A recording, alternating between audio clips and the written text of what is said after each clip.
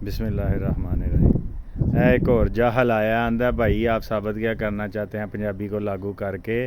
हम मुसलमान हैं और हम सिखों की ज़ुबान से नफ़रत करते हैं, हम उर्दू को भी लाइक करते हैं।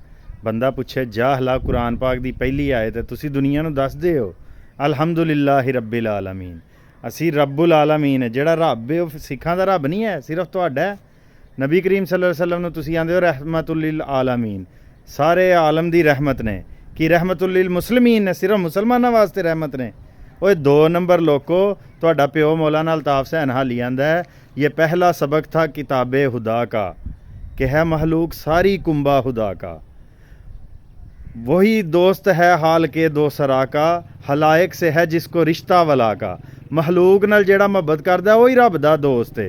ते तुहाडे दूसरे अब्बू जेड़े ने लामा इकबाल उर्दू दे बड़े वड्डे शायर ने, वो आंदे ने मजहब नहीं सिखाता आपस में बैर रखना। तुहानू तुसी इस्लाम नूं भी नहीं सही पढ़िया, तुसी कौन लोग हो?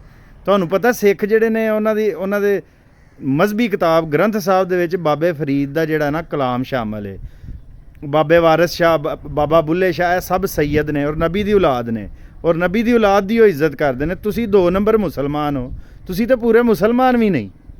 तो जेड़े असल मुसलमान ने, तुसी उन्हां दे नां ते एक काला धब्बा हो।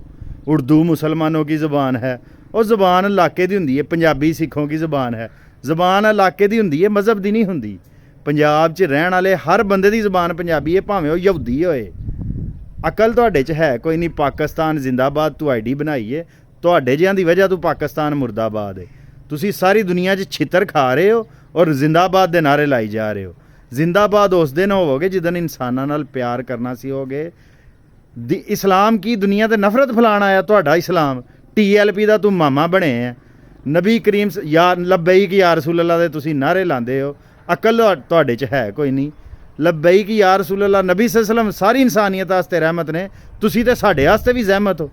तुसी ते मतलब मुसलमानां नूं बदनाम करन डे हो। सानू सिखां नाल कोई नफरत नहीं, तुहानू होएगी नफरत, तुहानू ते सारे जहान नाल नफरत है। अपनी नफरत दा इलाज कराओ, अपना किसी सैकैट्रिस्ट नूं बहाओ। जे नहीं वहाना, कुरान ते हदीस पढ़ो, तुहानू को अकल आए। तारीफ पढ़ो, इंसानी तारीफ पढ़ो, इंसानां दे नाल मुहब्बत और हमदर्दी सी हो। सिर्फ नफरत दा कारोबार ना करो। जे तुसी नफरत दा कारोबार करते रहोगे तो सारी क्यामत तक छितर पैंदे रहणगे। जेड़े पहले सहाबा कराम सन, जदों इस्लाम अरूज ते सी, यूरोप दे विच यहूदियां नाल जुल्म हुंदा सी ना, तो मुसलमान इलाकिਆਂ दे विच आ के पनाह लैंदे सन। तुहाडे जे बंद ज़ेहन दे लोग हुंदे ना अज तो 1000 साल पहिलां, तो इत्थे इस्लाम दा नामो निशान भी नहीं सी होना।